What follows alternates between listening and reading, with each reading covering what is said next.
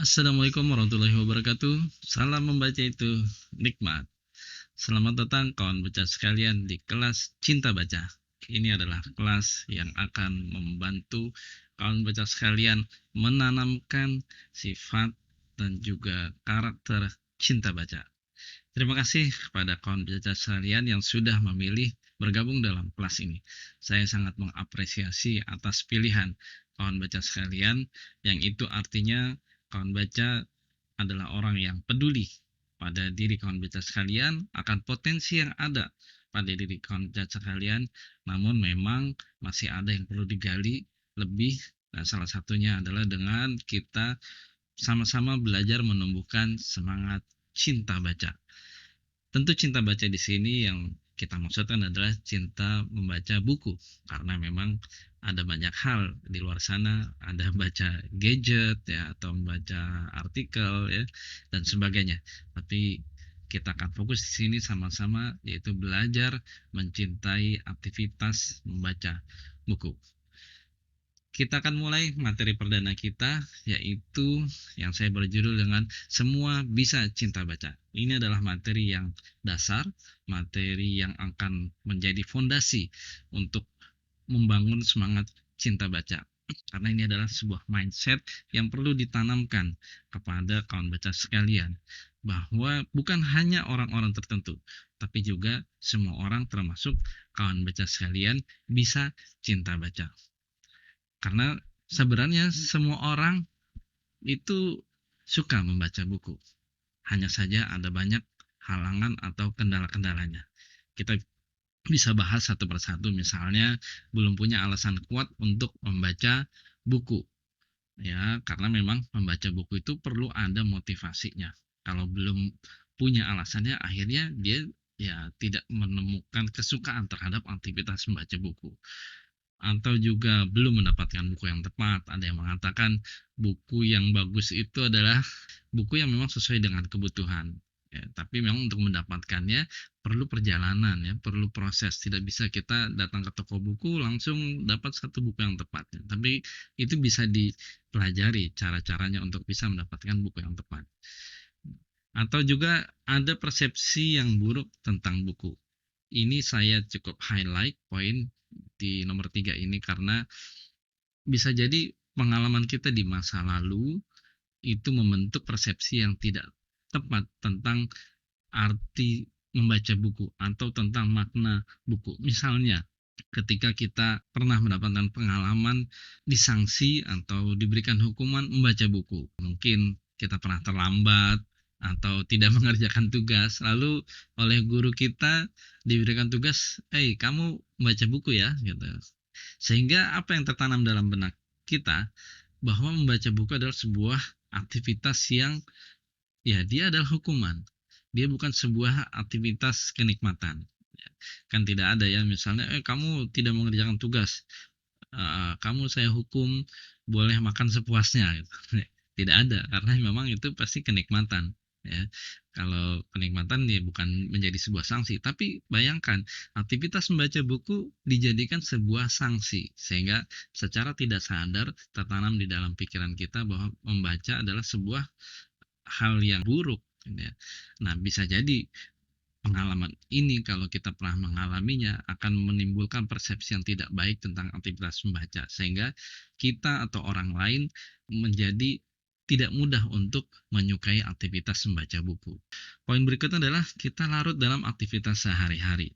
Ada kawan baca yang ya mungkin sekarang sudah berumah tangga ya, ada ibu rumah tangga, sudah punya suami, sudah punya anak. Dulu waktu masih sendiri, masih mahasiswi, itu rajin bacanya, tapi ketika sudah berkeluarga, punya anak, sibuk dengan aktivitas rutinnya, sulit akhirnya untuk membaca buku.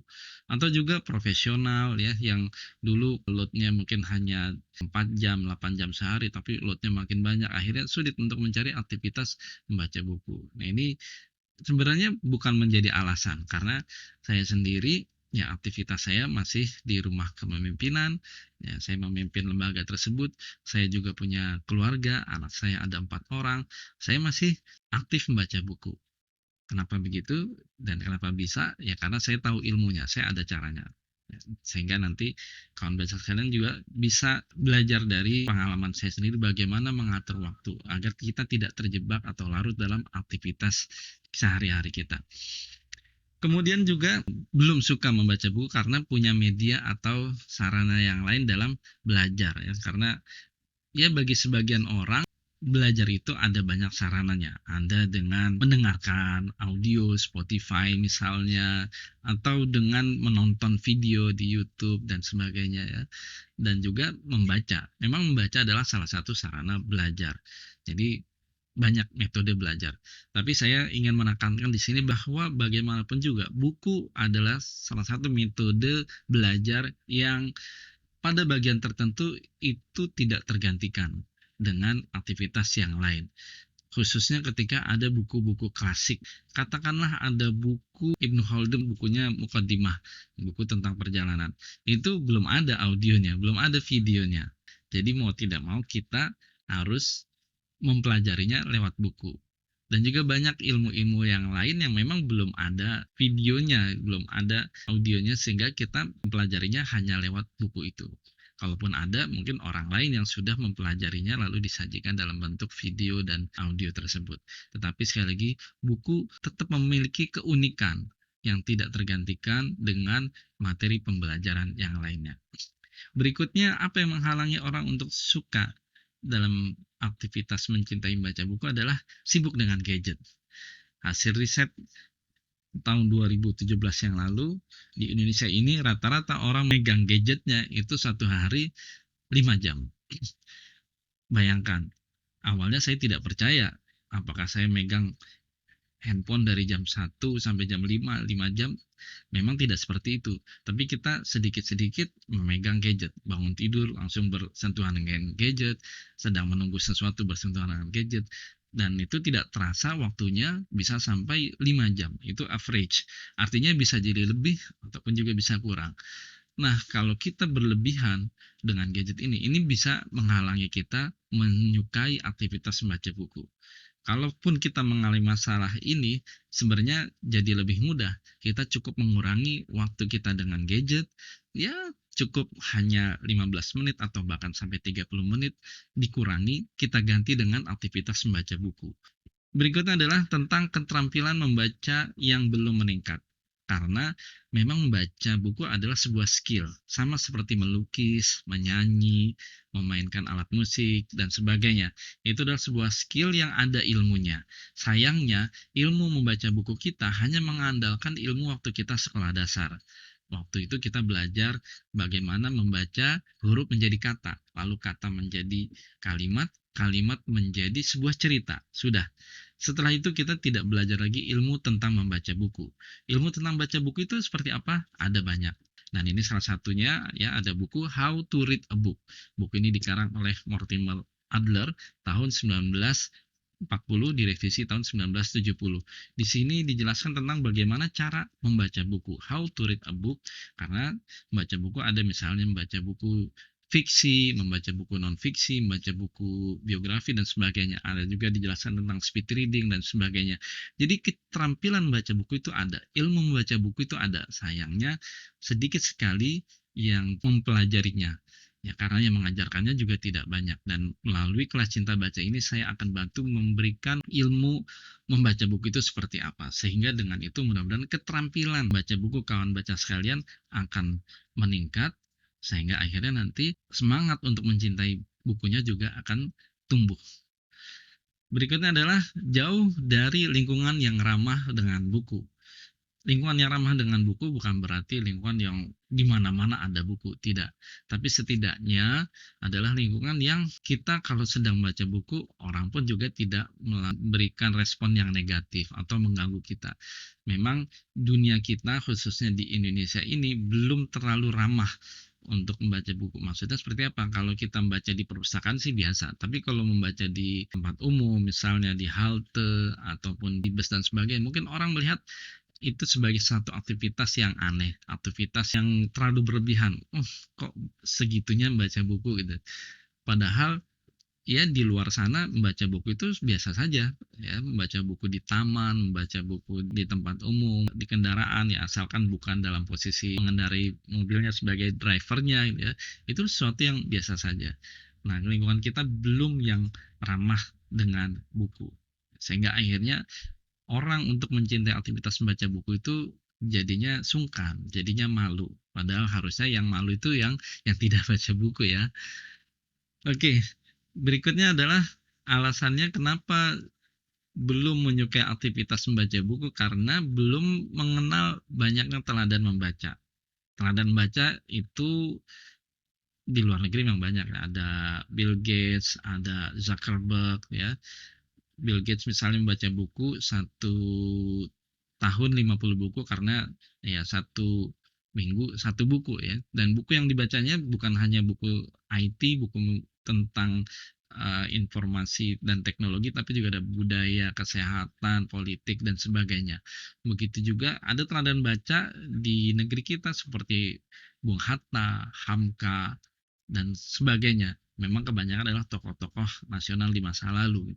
Tapi setidaknya itu menjadi gambaran kalau kita mengenal mereka dan juga tahu apa kebiasaan mereka, yaitu salah satu adalah membaca buku. Itu akan menjadi motivasi kita menjadi seperti mereka. Bagaimana seorang Bung Hatta atau Pak Habibie misalnya bisa seperti itu, salah satu kebiasaan yang mereka bangun adalah membaca buku. Nah, kalau kita tahu, itu akan menjadi motivasi kita untuk mencintai aktivitas membaca buku. Dan terakhir adalah tidak ada atau sedikit yang mengingatkan. Maksudnya ya sedikit sekali orang-orang yang mengingatkan, ayo baca buku, ayo cinta baca buku ya. Lebih banyak orang-orang yang mengingatkan misalnya ya tentang tentang hoax misalnya, atau tentang aktivitas kesehatan dan sebagainya, tetapi tentang aktivitas membaca buku ini sedikit sekali, karena memang orang yang mengingatkannya juga harus tentunya sudah menjadi contoh, dan sementara contoh kita hari ini memang sedikit sekali, dan itu menjadi gambaran kondisi kita hari ini, tapi bukan menjadi pembenaran. Sekali lagi, ini bukan menjadi pembenaran, tapi mudah-mudahan dengan mengetahui peta bahwa sebenarnya semua orang suka cinta baca, tetapi ada kendala-kendalanya. Nah, kita akhirnya bisa tahu apa solusi-solusinya. Oke, kita akan masuk berikutnya adalah sebenarnya yang dimaksud dengan cinta baca itu apa sih? Ada 5 hal yang saya maksud sebagai cinta baca. Yang pertama, makna membaca bukunya itu kuat. Apa itu makna membaca buku yang kuat? Yaitu bagaimana kita mempersepsikan aktivitas membaca buku. Apakah aktivitas membaca buku buat kawan baca sekalian? Apakah sekedar mengisi waktu untuk menghibur diri atau ada yang lain? Bagi saya, membaca buku adalah salah satu sarana untuk memasukkan ilmu pengetahuan dalam pikiran. Ketika ilmu pengetahuan yang ada itu masuk dalam pikiran kita, itu akan membentuk karakter kita dan kemudian akan membentuk individu yang kuat, dan pada akhirnya dia akan menjadi salah satu tonggak peradaban. Nah, jadi bagi saya membaca buku bukan hanya sekedar hiburan, tapi bisa menjadi sarana membangun peradaban. Nah, itu makna membaca buku buat saya. Kawan baca sekalian, silakan mencari makna membaca buku yang mudah-mudahan bukan hanya sekedar hiburan, bukan hanya sekedar mengisi waktu luang, tapi lebih dari itu. Kalau kawan baca sekalian bisa mendapatkannya, maka itu akan menyebabkan atau menguatkan semangat cinta buku kawan baca sekalian. Berikutnya, cinta baca maknanya adalah ingin selalu dekat dengan buku, sama dengan cinta kita kepada manusia atau kepada sesuatu lah. Itu salah satunya ditunjukkan dengan kedekatan kita kepada sesuatu itu. Kalau kita ingin cinta baca buku, berarti kita dekat dengan bukunya. Dekat dengan buku ya bukan berarti selalu nempel terus dengan buku ya, tapi setidaknya kita selalu berpikir ya, ketika kita misalnya pergi ke satu tempat, kita bertanya di mana ada buku ya, atau kita pergi ke rumah seseorang, kira-kira di rumah ini ada buku apa ya, atau kita pergi ke kota yang baru pertama kali kita kunjungi, di sini ada toko buku apa ya gitu. Karena pikiran kita selalu ingin dekat buku. tidak bisa jauh-jauh ya. Kalau sehari tidak membaca buku atau tidak dekat dengan buku, rasanya ada yang kurang. Nah, ini semangat cinta bukunya sudah tertanam. Berikutnya yang ketiga adalah membaca sesering mungkin. Jadi kalau sudah dekat ya tentu bukan yang sekedar ya sudah dekat aja tapi ya nggak diapa-apain bukunya ya. Itu bukan cinta baca. Ya tentunya kalau sudah dekat kita akan mau membaca bukunya sesering mungkin. Baik apakah kita memang sudah punya target ya satu hari sekian halaman atau untuk satu minggu itu berapa kali kita harus membaca atau satu minggu satu buku dan sebagainya, satu bulan satu buku. Yang penting kita berusaha membacanya sesering mungkin. Ya, dikala ada waktu luang atau di waktu yang sudah kita jadwalkan, ya kita sesering mungkin membaca buku. Nah, itulah yang namanya cinta baca. Yang keempat, ini sudah masuk yang agak mendalamnya, yaitu bagaimana cinta buku itu saya maknai sebagai menggunakan buku. Artinya setelah kita membaca buku, misalnya ada buku berjudul Filosofi Teras. Ini adalah buku yang membahas tentang sebuah filosofi tua di Yunani ya, yang membantu manusia pada hari ini untuk menghadapi masalah-masalahnya secara psikologis ya, secara filosofi. Misalnya bagaimana membedakan antara pengaruh internal dengan pengaruh eksternal ya. Itu sehingga akhirnya ketika kita menghadapi sebuah masalah, oh misalnya kita sedang dalam perjalanannya macet ya. Kita tidak kemudian serta-merta melakukan kekesalan kita, wah ini macet, wah ini jadi terlambat dan seterusnya. Tapi kita kemudian bisa mencari sisi positif, sisi yang baiknya. Nah itu maksud saya, bagaimana kita bukan hanya sekedar membaca, selesai membaca, selesai, tidak ada lagi manfaat yang kita bisa ambil, hanya sekedar hiburan saja, tidak. Tapi bagaimana kita menggunakan bukunya. Ilmu yang sudah kita dapat, ketika membaca buku, kita praktekkan dalam keseharian kita. Artinya kita menggunakan bukunya, bukan hanya sekedar membaca lalu selesai, tapi kita menggunakannya. Nah, orang yang cinta baca bukan hanya sekedar membacanya, tapi menggunakan bukunya, seperti itu. Dan terakhir, membaca atau cinta baca adalah bagaimana menjadikan aktivitas membaca bukunya sebagai sebuah bagian dari hidup. Ya, artinya ada jadwal hariannya, ada kebutuhan hariannya. Karena saya mencoba menanamkan dalam diri saya membaca untuk hidup, bukan hidup untuk membaca. Kalau hidup untuk membaca, maka saya ya akan terus-terusan membaca, membaca, membaca dan baca. Ya hidup saya untuk membaca saja. Nah, tentu saja tidak begitu. Hidup saya juga ya untuk keluarga, untuk karir saya dan sebagainya. Tetapi bagaimana yang lebih utama adalah membaca untuk hidup.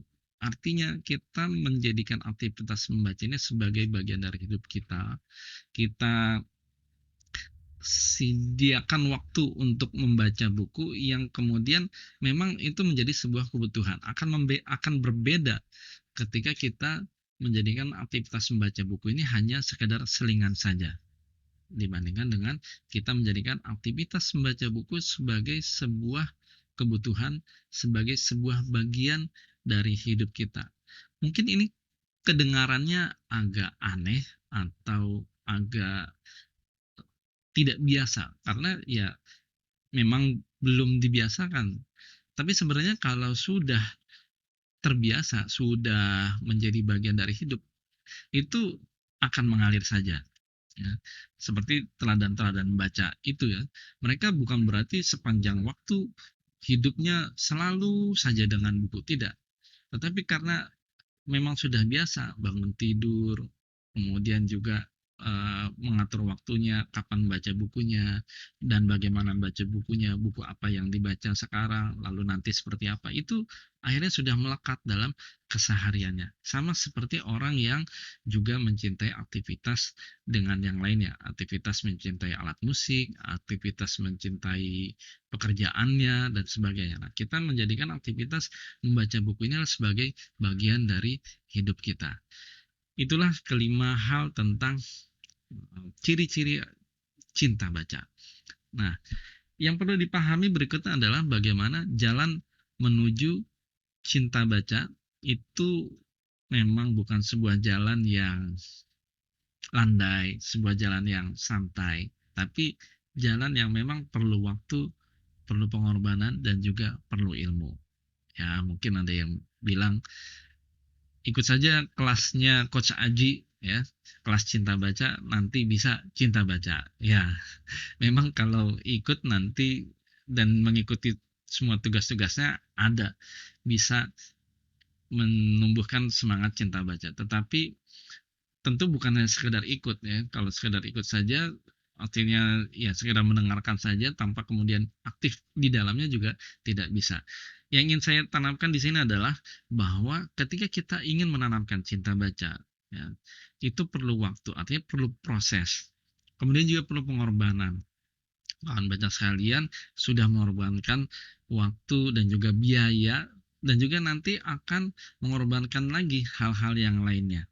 Tapi tidak perlu khawatir, setiap pengorbanan kawan baca sekalian untuk proses belajar dan untuk proses menanamkan semangat cinta baca ini, itu tidak akan sia-sia. Kawan baca sekalian nanti akan melihat perubahan dalam diri kawan baca sekalian. Nanti kawan baca sekalian akan perlu menyisihkan waktu, kawan baca sekalian perlu menyisihkan energi, ya, menyediakan energi khusus ya untuk bagaimana menanamkan semangat cinta baca ini, dan itu memang harus ada karena jangan berpikir bahwa cukup dengan ya sekedar daftar kelas ini sudah selesai, nanti selesai 1 bulan maka materinya atau semangat cinta bacanya akan langsung tertanam. Tidak, ada waktu yang harus dikorbankan dan juga yang terakhir ada ilmunya. Ilmu ini yang akan saya bantu, akan saya support, karena walaupun waktu dan pengorbanannya sudah ada, tetapi kalau tidak tahu caranya, tidak tahu ilmunya, itu akan salah ya, akan lambat jalannya. Tapi saya akan bantu, mudah-mudahan dalam waktu 1 bulan ini kawan baca bisa membaca 1 bulan yaitu 1 buku. Oke. Nah, saya bantu di sini cara praktis bagaimana kawan baca sekalian menumbuhkan cinta baca. Di sini ada banyak ya. Bisa dengan baca buku apa saja. Maksud saya baca buku apa saja nih ya yang penting bukan buku yang buku yang bermasalah gitu ya.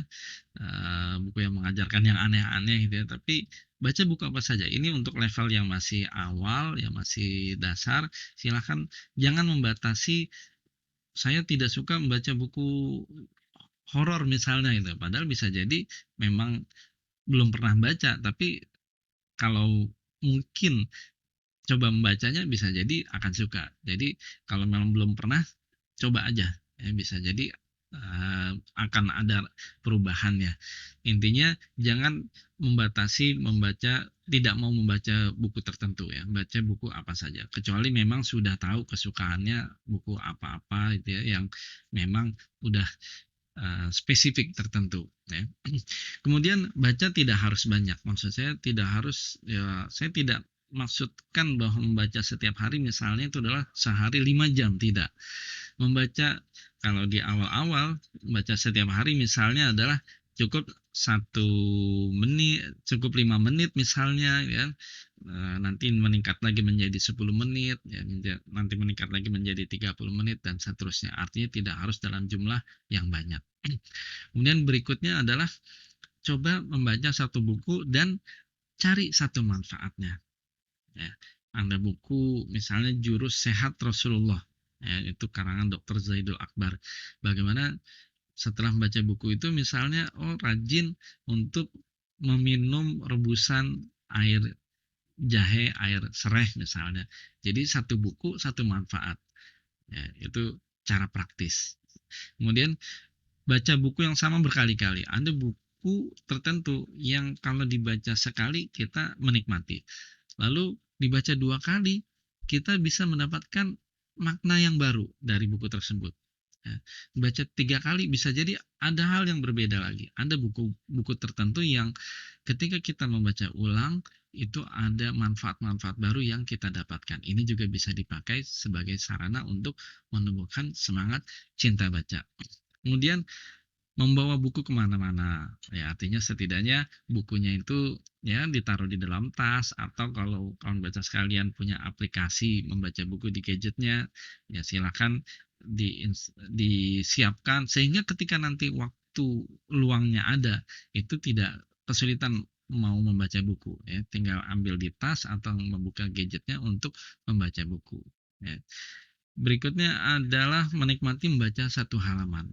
Artinya seperti apa? Bisa jadi buku 200 halaman, itu ada satu halamannya yang ketika dibaca itu bobotnya itu melebihi 100 halaman yang lain. Ya, ada beberapa buku yang memang seperti itu. Ini halamannya halaman mutiara. Jadi seperti kita mendapatkan apa ya, yang mutiara di tengah lautan gitu ya. Bisa jadi ya, satu halaman itu adalah satu halaman kunci, tapi memang tidak mudah untuk mendapatkannya, dan kalau kita bisa mendapatkannya itu mantap sekali karena kita akhirnya bisa menikmati aktivitas membaca bukunya tersebut. Apalagi kalau yang dinikmatinya itu atau mutiaranya bukan hanya satu halaman, bisa ada 2 halaman, 10 halaman, dan seterusnya. Berikutnya, tidak takut dengan buku yang tebal, ya. Buku yang tebal itu sebenarnya kalau makna membaca bukunya sudah baik, maka persepsi tentang buku itu juga akan berubah juga, bahwa buku bukan sekedar sebuah beban ya, tetapi buku adalah sesuatu yang nikmat sekali. Sama seperti kalau saya sering mencontohkan, kalau kita mendapatkan misalnya es krim Vineta, kalau satu sudah nikmat, kalau dua, tiga, empat, lima kan berarti harusnya lebih nikmat lagi. Begitu juga buku, kalau buku 100 halaman saja kita sudah suka, bagaimana lagi buku 400, 500 halaman, 1000 halaman misalnya, kita jadi penasaran, ini apa bukunya ya? Kita jadi ingin tahu apa isi dari buku tersebut, sehingga akhirnya kecintaan kita pada buku juga semakin tumbuh. Ya, kita tidak takut melihat buku yang tebal. Kemudian melihat buku seperti Kinder Joy ya. Ini Kinder Joy kalau anak-anak pasti sangat suka sekali. Artinya Kinder Joy itu kan ada apa ya, ada cuma sekedar apa, mainan telur gitu ya, lalu dibuka, lalu ada coklatnya memang udah pasti ya, tapi kemudian ada hadiahnya, yang hadiah itu seperti surprise, seperti kejutan. Nah, buku juga seperti itu ya. Kadang-kadang kita melihat buku-buku tertentu, kita memang sudah tahu prediksi, misalnya ada buku ya tentang hadiah tentang filosofi teras, lalu kita prediksi hasilnya isinya akan seperti apa, ternyata di dalamnya ada hal-hal yang kita tidak prediksikan dan itu sangat berharga sekali buat kita. Nah, itu akhirnya kita jadi senang dengan buku itu karena kita melihatnya seperti tadi, seperti Kinder Joy yang buku bisa menghasilkan atau memberikan surprise, hadiah yang tidak kita sangka-sangka. Kemudian bisa juga kita membaca buku dalam posisi yang bermacam-macam, artinya ya selain posisi duduk ya ada posisi tiduran juga bisa gitu ya, artinya ya dengan berbagai macam cara sehingga akhirnya kita menikmati proses membaca buku. Tapi memang ini perlu latihan, jangan sampai juga membaca bukunya sambil tiduran tapi malah jadinya lebih nyaman tidur daripada nyaman membacanya ya. Kemudian yang terakhir adalah membaca dalam situasi yang sulit, maksudnya situasi yang sulit kalau membaca di perpustakaan ya kan tenang, ya tidak ada gangguan, itu mudah. Tapi kalau kita membaca di keramaian ya, membaca saat di rumah makan misalnya, atau saya bisa membaca ya saat di parkiran sedang menunggu istri saya berbelanja ya, atau membaca di komuter lain ya dalam posisi berdiri, mungkin panas dan sesak ya, tapi saya masih bisa membaca. Nah, itu kan memang kalau kita bisa melakukannya itu perlahan-lahan kita jadi suka dengan aktivitas membaca buku. Nah, itu adalah beberapa cara praktis untuk menumbuhkan cinta baca. Nah, kawan baca sekalian, itu adalah gambaran cinta baca ya. Kita sudah mempelajari bagaimana sebenarnya semua orang suka baca buku, kemudian juga bagaimana atau apa yang dimaksud dengan cinta baca ya, dan juga cara praktisnya seperti apa. Dan secara praktis itu bukan berarti melupakan adanya kebutuhan waktu, pengorbanan, dan juga ilmu yang harus kita lalui untuk memperoleh semangat cinta baca. Oke, di bagian terakhir ini saya mengajak kawan baca sekalian untuk mengingat kembali ya pengalaman kawan baca sekalian sejak lahir sampai dengan hari ini, pengalaman membaca yang paling unik seperti apa? Silakan kawan baca sekalian bisa ingat kembali, lalu kemudian tuliskan ya dan share bersama di grup kita, di kelompok kita. Demikian yang bisa saya sampaikan. Mudah-mudahan bermanfaat. Sampai bertemu di materi berikutnya. Salam membaca itu nikmat. Wassalamualaikum warahmatullahi wabarakatuh.